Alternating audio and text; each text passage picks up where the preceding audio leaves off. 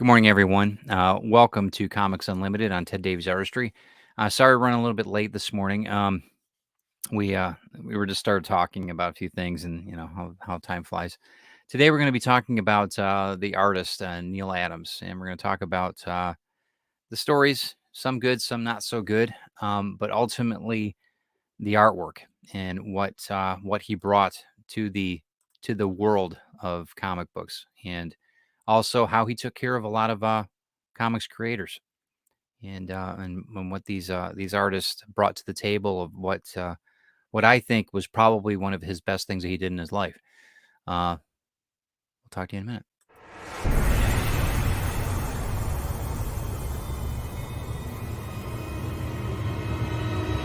Welcome to the Comics Unlimited podcast with your hosts, Glenn B. Fleming and Ted Davies.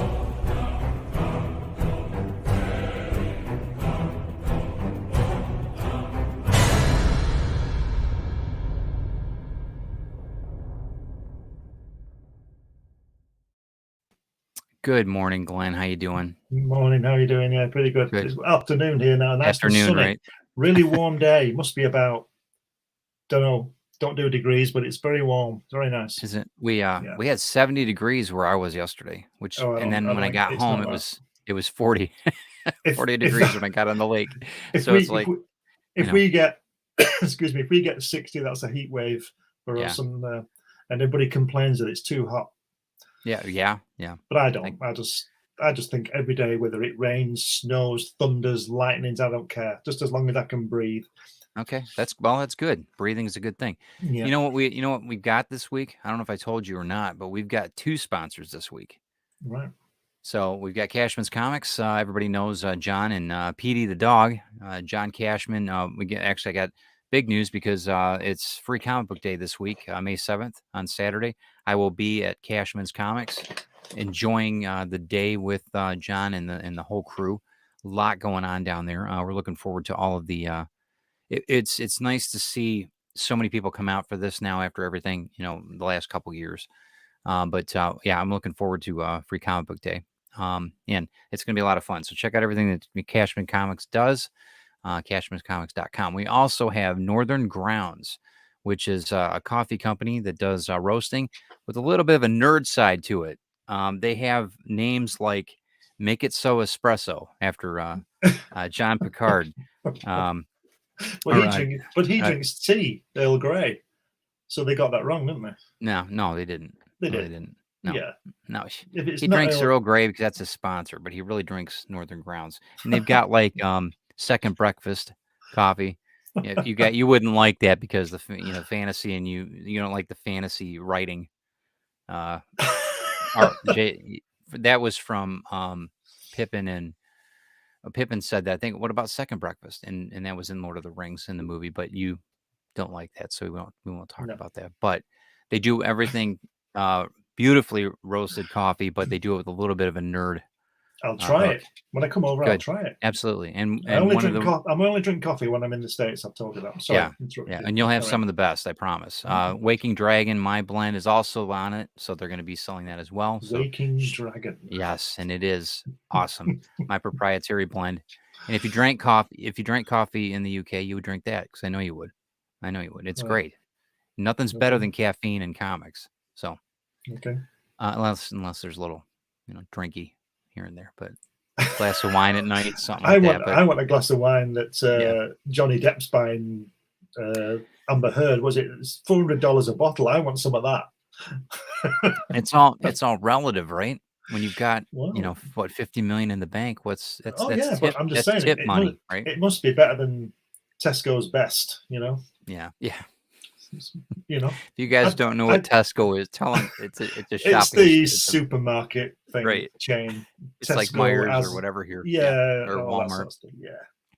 Anyway, we had some sad news. Sad news this week, though. Neal Adams passing away. Good long life, though, 80 years. So that's pretty good. I'll take that.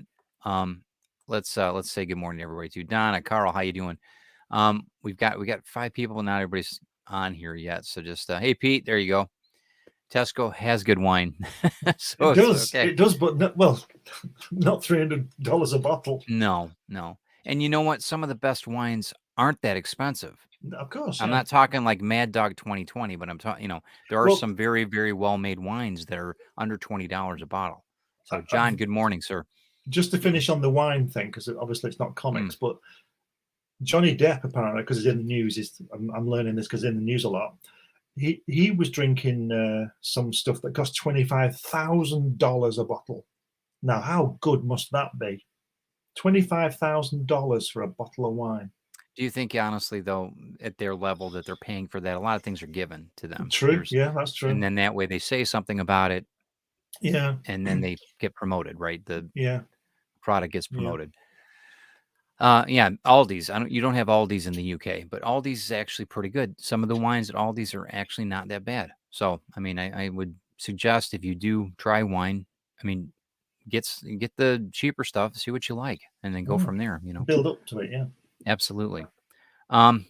Yeah. So in any case, there's a lot of stories about Neal at Comic Cons and at whether he was in the office or whatever.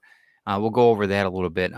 I wanted to showcase some of the books that we've got in the background here, just to give you a concept. He was quite prolific. I didn't realize, from Archie to Batman. I mean, there was a tremendous amount of work he did, and I think the heyday that he was there, in the 70s, I think was his.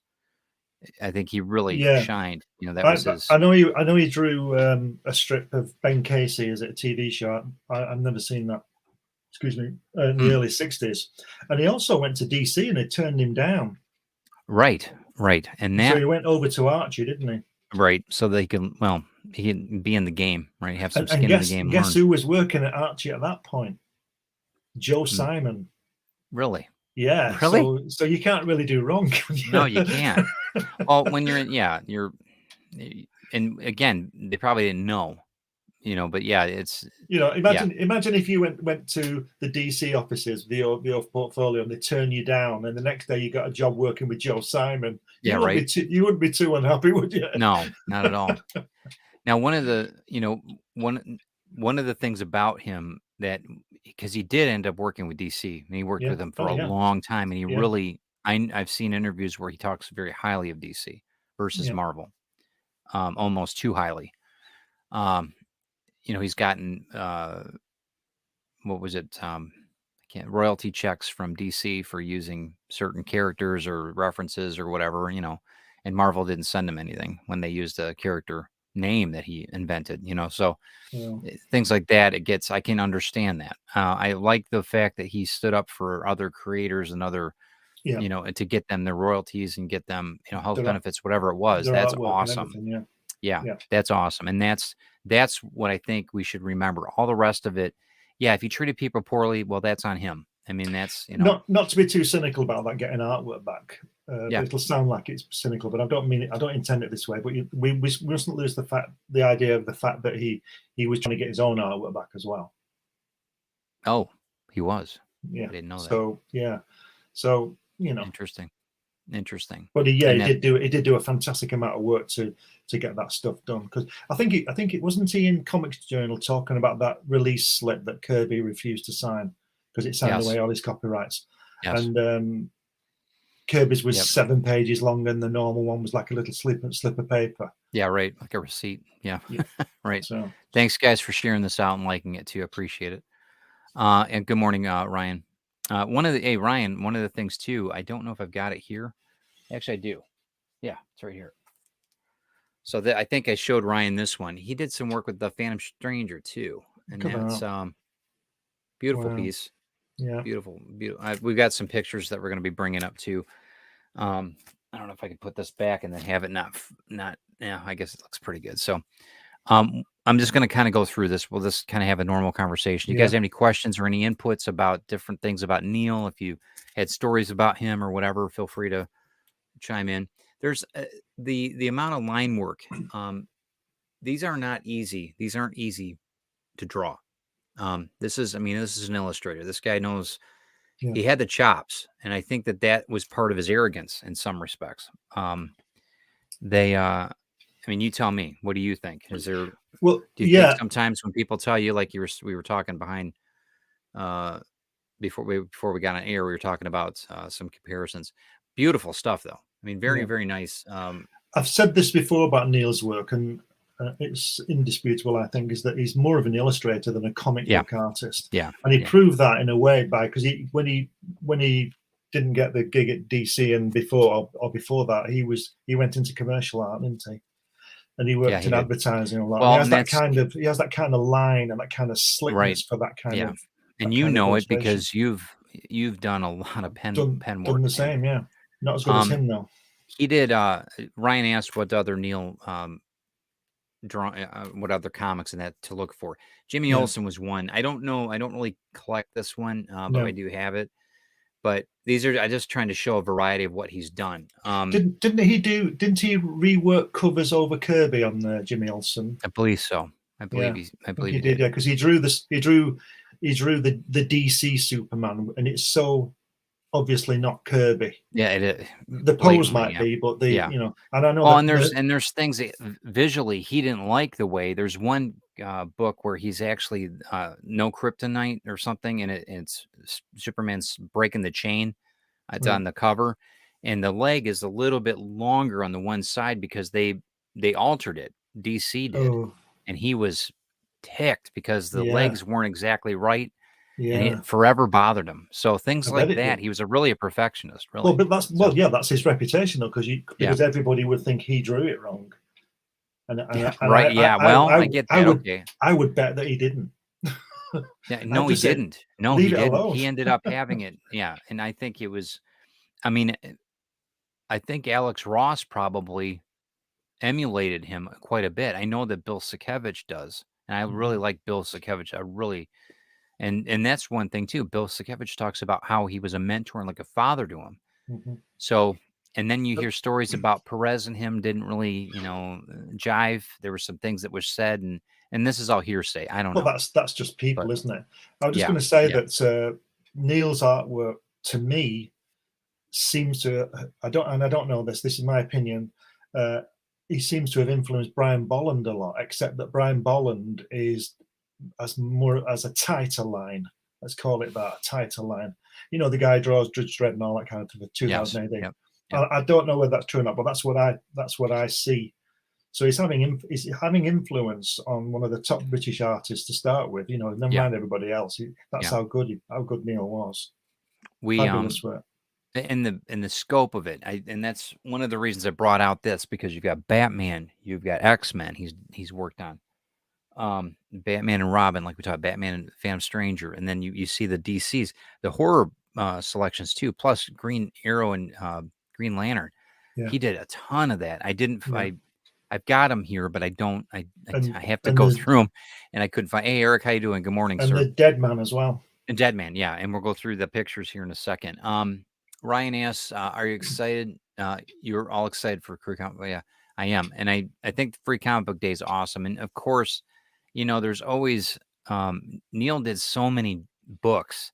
I mean, just find them. I mean, you can probably find them in a dollar bin, maybe now. I don't know after he passed away, but there might be a few. Always look for it. The Batman. I was telling Glenn before we got on here. Batman. Let me bring this up while we're talking about it. You guys we're going to disappear for a second. That's amazing. That is absolutely an amazing picture. It's one of my favorite, and that's truly Batman for me. Yeah, what he does, he does two things. He brings that illustrative style to a Kirby dynamic there. Yeah, that's very true. That pose is very Kirby, coming off the page.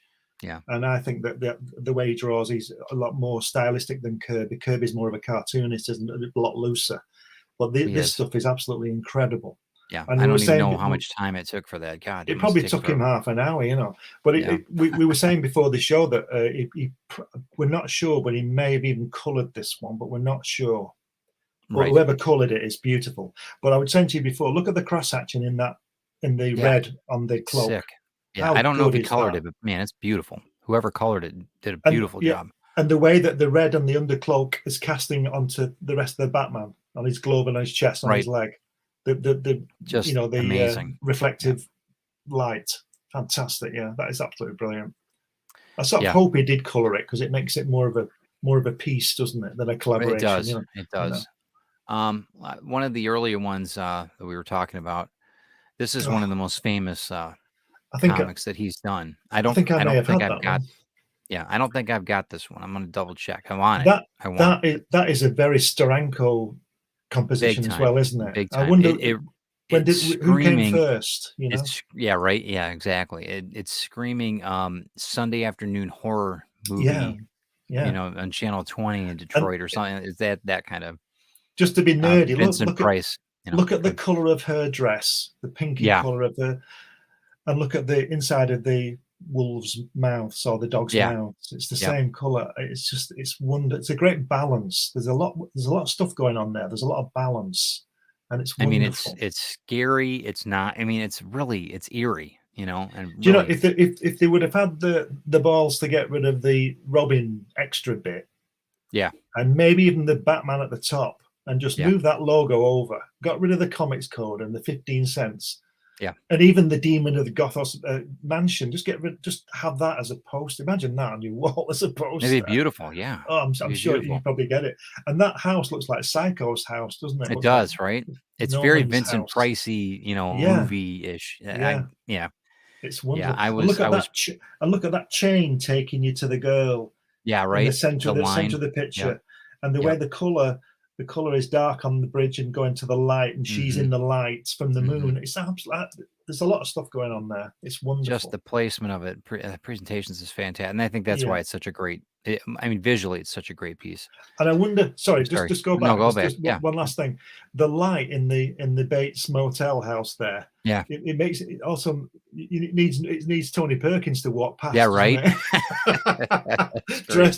dressed as his Right, mother, you know. right. Norman.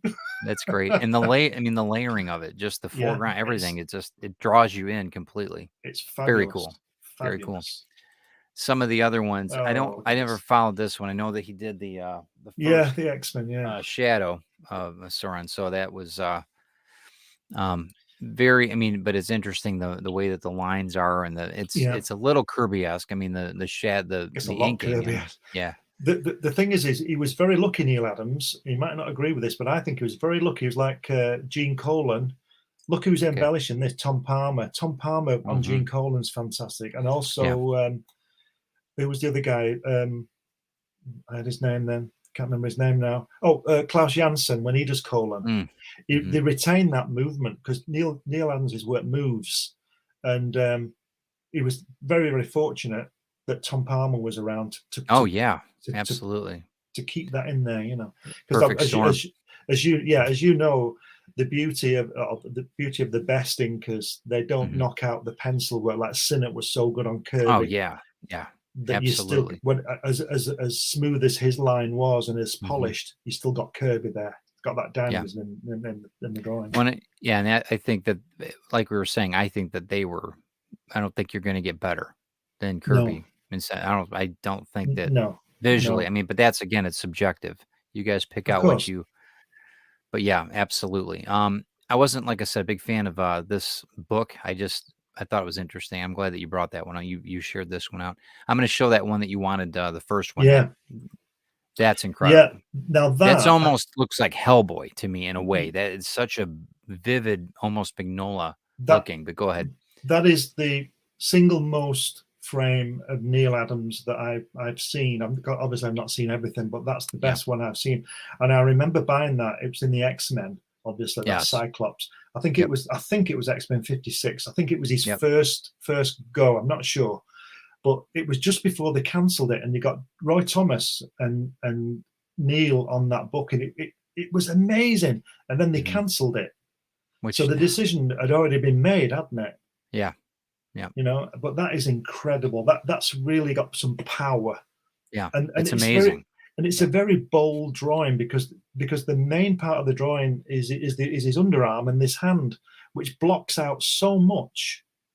Yet Yeah. the power of Your that, mind has to put the whole thing together. Because it's is it his incredible. jawline? Is it a nose? Is it a cheek? And the Yeah, whole, yeah, and it's movement. and that It composition, the way that you go around the arm, down to his hand, down to the fingers, and up the blast into Yeah. Cyclops' eyes, incredible. Yeah. It is. It's yeah. This is why I like comics, because this is Yeah. the yeah. It's I think crazy. if you needed to try and convince somebody how valuable and how worthwhile comic art is, that would be one of the panels you show, along with Absolutely. Kirby and other people. But Yeah. that single panel shows you the power of what we do. Because we're like film directors, except that we don't have a budget. We can be any place, and we can have any costume. We can design anything. Any And this is perspective. this is why this medium surpasses CGI to me. Yeah, I can in a understand film. that. Yeah, I can understand that. To cool it down a bit, Oh, look at that! imaging wise, it's beautiful. I mean, it's Yeah, great. But I can yeah, see how Alex Ross is was yeah. affected by this. With some of the other pictures I was looking at, I mean, some of it was so realistic that he did early on. I mean, really early on. Yeah. I was in awe. It's beautiful. Some of the stuff is I'll tell you something he doesn't do. Excuse me. He doesn't do. He doesn't make the characters really, really, really handsome. Yeah. It makes them all. If you put that Superman back on, yeah, Superman, the most handsome man who ever lived. But he almost looks like ordinary there. But the power and the grace of Superman. I mean, even if you put your hand over the S and you can't. Yeah, you're not you think that influenced was by Joe Lunchbox building a skyscraper? Yeah, yeah, that's right. Yeah, but a good-looking dude, but not spectacularly handsome. That's what I thought. But it's wonderful. And that interesting. And this is the same. I mean, this is it's Tarzan, but it's very very cool though. This one I've always liked Dead Man. I just such a cool character anyway. The idea was that looks like a fan convention piece of art, doesn't it? Type of thing. Yeah. That's wonderful. Absolutely. If you look at that hand, look at the veins coming from the wrist. That's very Barry Windsor Smith. He does line work like that. And he's an illustrator. He's not a comic book artist per se. He's an illustrator, a painter. Wonderful. It's beautiful stuff. I really And then look this, I mean, these are classics. I mean, this is the hair. I mean, the mask, even the mask is The almost mask- minimal. But the way that he's portraying the sadness there, and the mask is because the mask would literally mask that emotion. But what he's done is use the mask, and it's just like a light shining on him, the shape of the way it goes. But the way that the eyes is so sad, absolutely wonderful. And look at that lettering. How gorgeous that lettering. Right. I don't know if he did the lettering, but I don't think it he did, is but it's right. good. No, it's sick. Yeah. It's sick. And then you've got, I mean, this looks like a fan. This looks like a fan piece too. But that's awesome. I mean, it's great. Well, I've just found something he can't draw. Kirby Crackle. Well, yeah, well. But we'll forgive him. Right. No, Kirby's the master when it comes to that. I mean, that's it. And then of course you finish it off again with this, because it's just such a I have another book I want to show you too while we're here. But okay. But go ahead. What else did you want to talk about? I mean, we got that was the thing about that panel with Cyclops. That was the when I was a kid and I was seeing Kirby and Ditko and Romita and John Buscema and all these people, these wonderful, wonderful artists. He was the first. Neal was the first person in American comics I'd seen draw more lifelike characters. Because I've shown you, you've seen Frank Bellamy and Mike Noble in TV21 over here. They were drawing that kind of thing. But that's the first time I saw it in an American comic, because I thought, wow. And then it was cancelled. I couldn't believe it. Right. Couldn't believe it. Dennis O'Neil and him as a team. And they cancelled the book. Well, I mean, higher pay grades than us decided that. So yeah. I mean, that's got that one right, didn't they? So in the search for greatness yesterday, we found a book that came out. Neal Adams Monsters. I don't know if you are familiar with this at all. Oh no, I've never seen that. Okay, so I don't know if I can get that. Look at that. Hold on, there it is. Yeah. Okay, all right. So let's open this up. Don't you just love those slipcases? Oh yeah, just sick. Oh, look at this. This, it shouldn't be allowed. It shouldn't be allowed. It gets better, bro. It gets better. Okay, you ready? Yeah. Oh, look at that! Wow. It's all signed. Yeah. Crazy. The interiors are it's just sick. How old is that book now? 2003. Oh, it's not that old then. So, but I mean, he does a whole thing on Frankenstein. Just incredible. The color work is great, but I mean, this is traditional. You know, it looks pretty traditional when it comes Yeah. to colors now. But Do you know the one thing if I had to sum him up in a line, I would say Neal Adams can draw. yeah. Well, like I said, he's got the chops. There's just let me just see if there's a double page spread on one of these. But there's some things that, you know, like we were saying, I've had mixed. Let me show you this here. We've got some mixed stories because I know some people were kind of put off by him. So anyway, gives you an idea. There's a lot going on there. There's a lot of detail in there. Yeah, huge. And I don't know how much time it took. I don't know who colored it. You know, there's on it'll probably list it in the book, but yeah, I wanted to show you that, at least give you a small scope of what he's done. Green Lantern, Green Arrow, there's some iconic just Batman covers.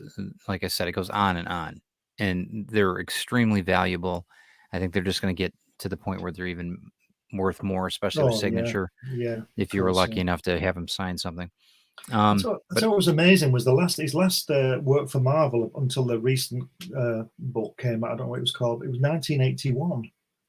His last work with Marvel. Did he fall out with Marvel? Was that to do with the copyright? I think so. Thing? Well, yeah. I mean, yeah. The last interview I saw him on, he was complaining about Marvel not giving him royalties on a certain movie like Havoc or something. He had Havoc was one of the characters in it, and he invented, and they didn't pay him for it, but maybe they remedied that. I don't know. But DC paid him for something like $100,000 for something they used in a movie. So I don't know. I think that you should get paid for your work. That's the way I think you should. So I don't think but I don't know. You should get paid, especially if somebody's making a profit and you're right. not. Well, he said something about Disney and with Marvel. Yeah, I don't know what he meant by that, but there was, I'm sure you guys can allude to whatever. Well, when he was working at Continuity, he was doing storyboards for films as well. So I don't know what films he worked on or what TV he worked on, but he's certainly a busy guy. John Celestri said Adams brought back the early Batman. Yeah, I agree. And I was telling everybody, I'm a watch fan, but the Batman color scheme that's on from Rolex to Casio watches, the blue and black. I ended up getting this band because these are the color schemes that I grew up with. This is what I meant. When I first saw the Batman watch come out, like the colors, I'm like, I got to get a gray wristband, man. It's got to be gray, or yellow or something. I didn't want it to look like a utility belt, but the color schemes is a big thing. I know some guys do that. I'm like, whatever, but the color schemes are so important for visually when we're kids, that we remember things. But Batman will always be that color scheme, and I think I thank Neal for. I mean, I always like the Dark Knight. I love Frank Miller, that, but really, when it comes down to it, that bluish, grayish, that's it. That's it. So I've got a couple different stories. I've had a couple people that I trust. I won't give names or anything, but they met Neal at conventions and stuff. And he didn't really want to talk. He was just like, bam, bam. Okay, here, I need this. I need $50 per signature or whatever it was. Wow. He signed it. Didn't want to hear anything about you.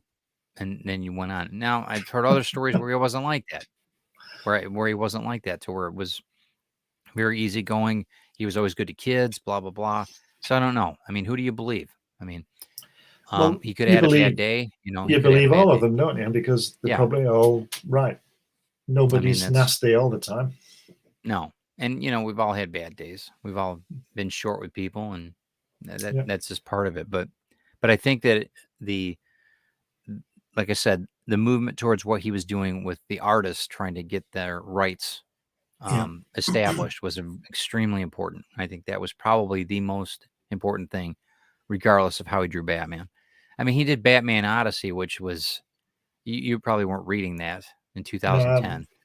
No. It was crazy. It was completely all over the place, and it didn't make any sense at all. He And wrote it that, was, didn't he? yeah, and it's like, Yeah. what was that? I mean, it's almost like for me, it was incomprehensible. I don't know. I don't quite understand it. So I don't know if anybody else wants to chime in on that, but those type of things, it's very interesting to see a master of artwork is a master of artwork in a lot of cases. Not everybody can write. Exactly. Yeah. And I think that's okay. There's nothing wrong with that. And again, it's subjective. Other people might like the story. They might say, okay, cool. And, whatever. But what do you think? Yeah, I quite agree. I was going to say that's one of the reasons why Stan Lee and Marvel, Stan Lee in particular, Marvel in general, was so lucky that the guys like Kirby and Ditko and Stranko and Buscema, all these people were fantastic plotters and storytellers. Yeah. They may not have been the great wordsmith like Lee. I know it was a bit cheesy, but it was still good to read.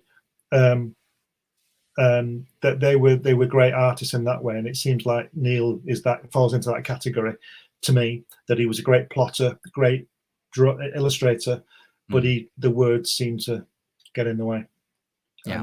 And you wonder how they're given the gig. Is it sold on the artwork? Is it sold on the name? Is it sold on the character? Or is it because I've heard about that Batman comic. I've not seen it, but I've heard about it, and it's from what I've heard, and so that's hearsay. But it clearly wasn't sold on the scripting, so to speak. Right. Eric Hawkins, I'm going to post that if you don't mind. I've heard how nice Neal and Claremont are to people. Both were nasty to me, but could have been the people before me in the line had whole boxes of comics assigned for free back in those days. Yeah, and see, that would irritate me too. And I can completely understand that. I know that I've gone to book signings for authors at bookstores and stuff, and they've got handlers that, okay, where do you want it signed? Which books do you have? We're not signing that book. We'll sign this book. They're very precise before you even get to the personality, which I think is important. I think that, if these people are, I noticed that with Eastman when he was at Lexington, he had a whole group of handlers, people that were getting everything ready from the toys, from the people, and you only had like 30 seconds with them to go talk to them. It wasn't like, and that could have been because of, COVID things or whatever. But I think I think Eric's probably right. It could have been just a bad. I think it's, I think it's like every day. It's all things. It could be. I mean, you imagine how you'd feel, right? Imagine Ted Davis is sitting at the convention, and I come along and I've got Grimm, and you sign it for me for free because you appreciate the fact that, of course, I'm appreciating your work. Mm-hmm. And then the next day you see it on eBay for sale for $1,000. Yeah, you're going to be a bit, And I've seen that with celebrities like David Grohl from the Foo Fighters. He won't sign anything that's not going to charity. He says, I don't want to see this on eBay tomorrow. You see videos of him coming out of restaurants on YouTube, and people, sign this for me. He says, no. He said, I'm not going to do it because if it ends up on eBay, we're going to have a problem. He said, if it's going to go to charity and you've got an absolute charity, then I'll do it. And that's cool. I respect that totally. But I think that there's got to be kind of an ebb and flow. You've got to balance that. There's going to be some people that come up to you, hey, would you sign that? Of course, You see, I don't. If I was lucky enough for anybody to want me to sign any of my artwork for them, I'd be just so pleased that they. Yeah, I mean, they're buying the artwork, right? Yeah. So. I ask everybody that comes in when they buy my work, do you want it signed? Do you want the book signed? All my artwork signed, but do you want my book signed? Or your book now? But and 9 times out of 10, yes. Some of them want the inside of the cover, not on the outside, and I get that. Yeah. Let's see. John Celestri, that's a good point, John. The classic newspaper adventure comic strip artists had to be able to write and draw. That's an interesting thing. Do you think that that's well, I mean, Charles Schultz, Peanuts behind me. He was prolific when it came to that. And it was simple. It was so simple, the idea. But go ahead. I would imagine, and John will put me right here. I would imagine that it's somewhat easier, not easy, but somewhat easier to write a strip every day than it is a book. A full book, 20-page book. I mean, some of the not Prince Valiant, It might have been Prince Yeah, Valiant. Prince Valiant. Yeah, Those were like amazing. yeah, It was incredible artwork, yeah. and to be put into a newspaper print like that, it was just, and having it every week is like, oh my gosh, Mhm. Eric says comic fans can be horrible and treat creators like dirt. Some can, and I think that you have to, and maybe that's why that they act that way. They have to police that dynamic. You can't. They're people. They're human beings. You should treat them with respect. And if you're going to treat them like that, then don't buy their stuff. And don't not the I'm talking about the fans to the Yeah, creator. yeah. Don't even bother. If somebody acted like that, I wouldn't sell them my stuff anyway. Go buy it Mhm. on eBay Yeah, from somebody who's got this signature. But yes, but then you've got other fans that I'm sure that they are just. There was one actor they were talking about why they changed their diet and stuff because they kept eating everything that the fans are bringing them at these conventions, gummy bears and chips and yeah, yeah. garbage, and he felt like crap. He was getting sick every show he would go to. He felt like crap, and he started changing his diet around, and he basically he'll accept anything from the fans, Well, but he doesn't. But he does. People know unless it's well, there's you that know great story from a long time ago with the Beatles when they were asked what kind of, well, you call it candy, don't you? What kind of candy do you like? And yeah. I think it was John Lennon said they like these things called jelly babies, which are like gelatin, and they look like a baby. They're in a mold. They're about that big. Okay. Right? Okay. They're called jelly babies, and they're like, I don't know whether you guys have sort of wine gums and things like that, but different coloured ones. Okay. So the next gig, all the screaming girls had all bought big bags of jelly babies and were Yeah. throwing them at them, and they can't see them coming because of the Well, lights right, because are the on blind, them, yeah, lining, and yeah, there's lighting. just black, and they'd all be ducking and getting hit by They're all these just jelly getting pummeled, babies. yeah. So John Lennon said at the next interview, he said, "We don't like jelly babies anymore. We like money." What money? That's right. Nobody threw any money. Sure, right. Anyway, They yeah, that's pretty comical. I know that I forget there was a couple like chocolate, that kind of stuff. A lot of people ask for yeah. that, but a lot of the people they have I think they've got every right to bring something. It's very nice when people bring things I was very, very honored that I had actually people bring me artwork, their Yeah. own artwork signed, during conventions and that kind of stuff to say Do thank you you. eat it? No, it's hanging up in my studio though. Good. I was going to say that those when those people are taking creatives cake and things, they don't have to eat it. Aggressively relaxing. I don't think I've heard you on this podcast before, but welcome. They say you are lucky, Eric. It was a dream of mine to say something that would piss Neal off and get him to do one of his famous rants. Dude was a legend. Okay, well, welcome anyway. I didn't know. I have no idea. I'm gonna post it anyway so everybody can read it too. I would have I wonder if they've got it on YouTube. I wonder if he's got one of his rants on there.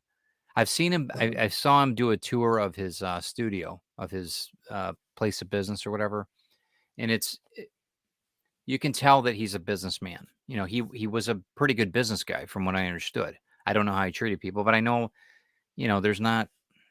What can you say? I mean, there's a corporate side to me. I know that people don't like, that isn't like me normally. It's just I expect certain things. Maybe that's the way he was. I don't know. I'm not trying to justify it. I don't think you should treat anybody like crap. I don't, but I think that that's, I just hope that you had a good experience with it. And I hope that the art, outweighs everything else. I hope that you can see the benefit. Sometimes you have to separate the artist from the art. I'll tell you something I've never seen. I've seen the cover, but I've never seen the book, and that's the Superman versus Muhammad Ali. I've never seen that. No, I've heard I guess the field of people that are in the background are all different actors. They have to change some people, though, didn't they? Some people did they? Yeah, some people Cool. weren't. Some people weren't happy about being on it. Huh. Why not? Well, yeah, I can understand why. What was the premise of the story? Because I didn't, I saw it and I'm like, it never interested me. It's Muhammad Ali versus Superman. I mean, yeah. Well, Superman would just knock his head off, wouldn't it? Right. So And I like Muhammad Ali. I did. So It's the same thing though. We were saying this, I think we said this before on a podcast, or at least privately, where I could never understand why Superman and why Thor were in Justice League and Avengers respectively, because Superman is you got Thor fighting gangsters. What's all that about? Yeah, I can understand that. Yeah, I mean, yeah, when you really think about it, it's like, what? Yeah, I agree. But that's comics, right? Yeah, that's but doesn't mean they're joy good. of it. No, but I mean, I do like Thor though. I think that a lot of the comics that I was reading as a kid were awesome. So yeah, but he wasn't fighting gangsters, was he? He was fighting Zeus and Hercules and all that kind of stuff. Yeah. Right. And then him, I think he had a go at him, didn't he? Man, there you go again, talking about him, man. Him is the most maligned character ever. I've told you. I know, incredible. Man. You got to read it. You piqued my interest on it. I've gone through a lot of books about it now, and I'm like, okay, I can see his point. What I was going to ask. Yeah, sorry. Go ahead. What was Neal's run? Is there anything that stood out that you really liked the best out of his work? I have to say, I've not seen a lot of his Batman stuff, but I think his X-Men stuff was what I was looking at, because I've never really bought DC at any time in my life. As I said before, I first saw him, I think it was 1969 in X-Men 56. I think he started, and it was that run. I think it was 12 issues. I'm not sure, about 10 or 12 issues when they cancelled it. I couldn't believe it, because his artwork reminded me a lot of Steranko, not in the form or the line, but just the style. Sure. And Steranko, there's a lot of precision. There's a lot of precision on what he does. These people can draw. You see, they can draw. Yep. They can draw anything. And I sort of lament the fact that Steranko hasn't done that much comic work, has he? He does a lot of work in other areas, and it's probably part of it. But the same with Neal with me. I only saw his X-Men stuff, but I've always thought he was superb. And I've not read the Batman books all these years, but I've seen the artwork, and he's just one of the best. Yes. It's just as simple as that. It's one of the best. Aggressively Relaxing also says there is a bunch of videos of him happy to give wisdom to people. He had a wonderful bully delivery, which I can see that totally. He would employ, but always in the service of positive ideas. That's good. Mm-hmm. Now, see, that's what I mean. There's a balance there of what you're stating, and I think that it's important if you have a celebrity, if you want to call it that. If you are a celebrity and you've got a little bit of power in a lot of regards to your delivery. We all do, for that matter, but. I think that you tell it like it is, but don't be a complete tool, Yeah. And I know that I've heard stories about Perez. I don't think Perez ever said anything about it publicly, but I think that there was, I don't know if it was a comment about his artwork when he was a younger artist, but I know he and Neal did not. Well, that's see people, eye to isn't eye it? on a lot of stuff. That's people. Obviously, Neal's wife thinks he's great, So right, it's different people, kids, isn't it? Well, and I understand that, and people try to make more of it than what it is too, and that could be, that could be a lot of clicks and a lot of views on other people's you could YouTube say channels. you could imagine. I don't know. This is speculation. Perez and Neal having some kind of difference of opinion and never saw each other to even try to get over it. Right. And it wasn't important to them. It's like, whatever, get on with it. They got their work to do. But somebody might have witnessed it and said, oh, they were having a real ding dong. And maybe they did. Yeah. But do you understand? So it's pointless, absolutely. Really, because that's life. That's just people, isn't it? It's all hearsay. So it's like, whatever. Yeah. But I try to look at the art for what it is. If do your own research on it. He knows who he was, and people know how he was. Well, he was one of the best comic artists that ever lived. Period. And I'm happy that he was. I'm glad that he chose that career. The same with Steranko and Barry Windsor Smith. They were illustrators. Absolutely. I mean, Neal did most of his work in the 60s. From 1965, I think, to 69, working in commercial and advertising, like I did. Right. And I've done some great jobs. I'm not saying I've done some great work. I've done some great worked on some great jobs. I drew Spider-Man. I drew that Spider-Man game, which is a dream come true for me. Sure. And I'm not putting myself on the par with his talent, but he did a lot of work. He's doing storyboards for films. He's doing a lot of work, and I would imagine, again, I don't know, but it would seem that the comics were his love rather than his work. Yes, do you understand what I mean? would agree with that. I would agree working on them. He's a fabulous artist. Fabulous artist. I don't know about the man. I never met him. Never saw him. I've heard things. I've heard both. I've heard he was great. I've heard he wasn't. Yeah. So his artwork is lovely. I love it. I do too. Aggressively Relaxing says one of the last things he did was a Fantastic Four book, and his take on the Thing was brilliant. He had comic critics complaining the Thing looked ugly. Well, there you go. So art's subjective, right? Speaking of the Thing, outside Kirby Sinnott Thing, the best one is Barry Windsor Smith's is it Marvel Fanfare? That's a brilliant rendition of the Thing in that.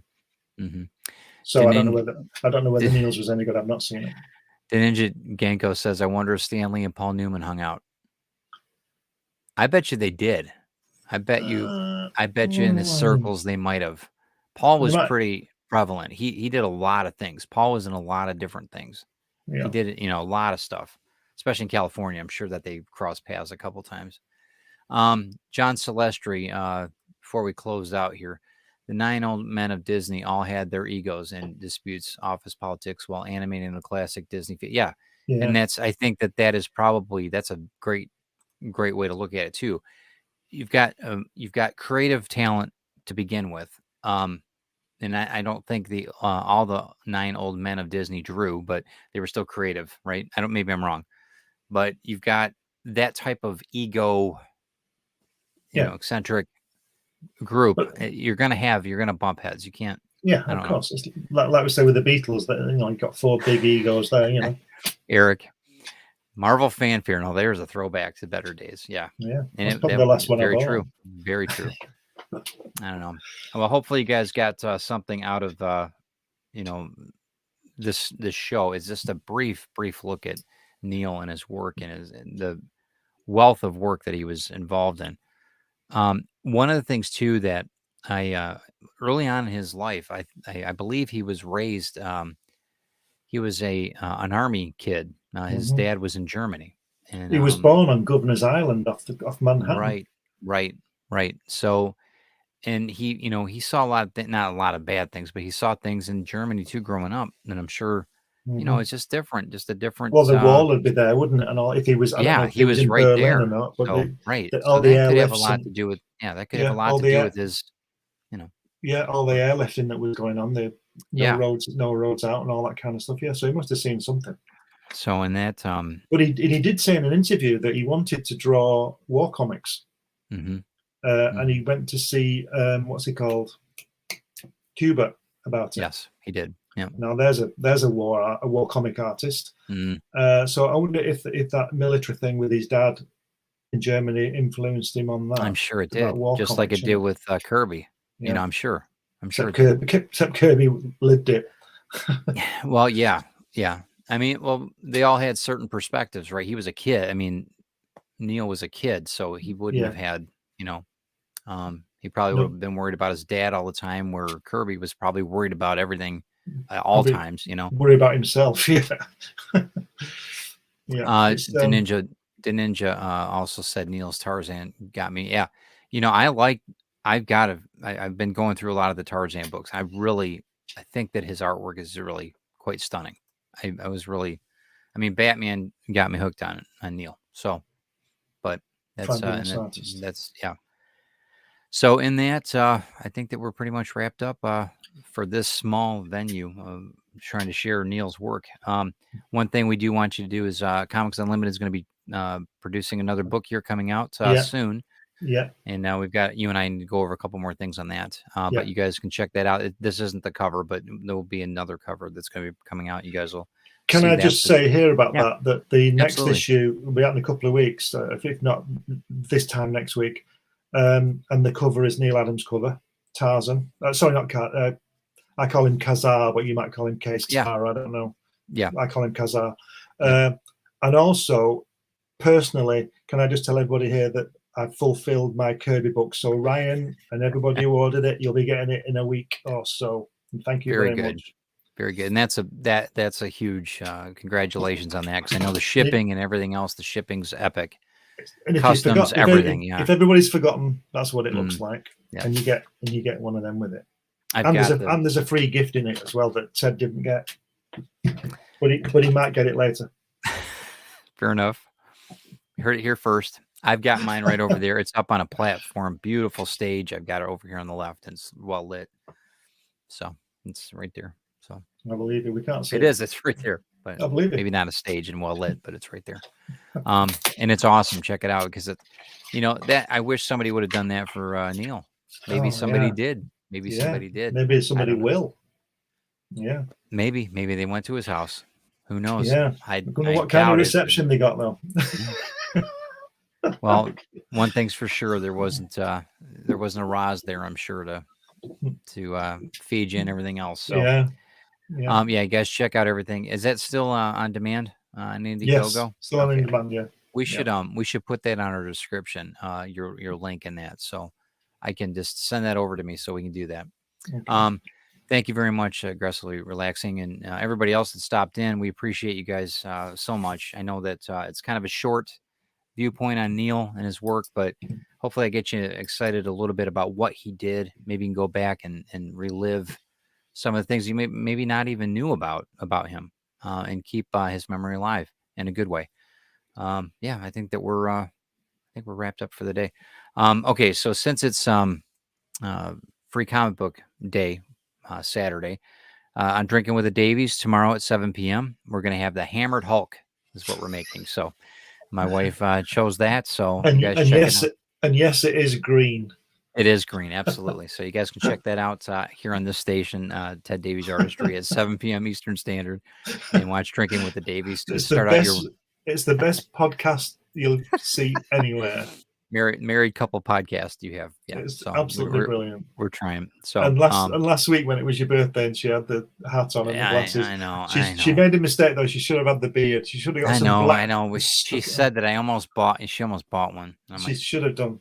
And just anyway, I'm glad you guys are enjoying it. So, and it's been an absolute treat for me as well. So, okay, so let's I'm gonna go ahead and click off of here so you guys can enjoy the artwork as we're leaving today. So thanks again, guys. Thank you, Glenn. Stick around. We'll talk after the show. Yeah. See you later, guys. All right. We'll talk to you soon.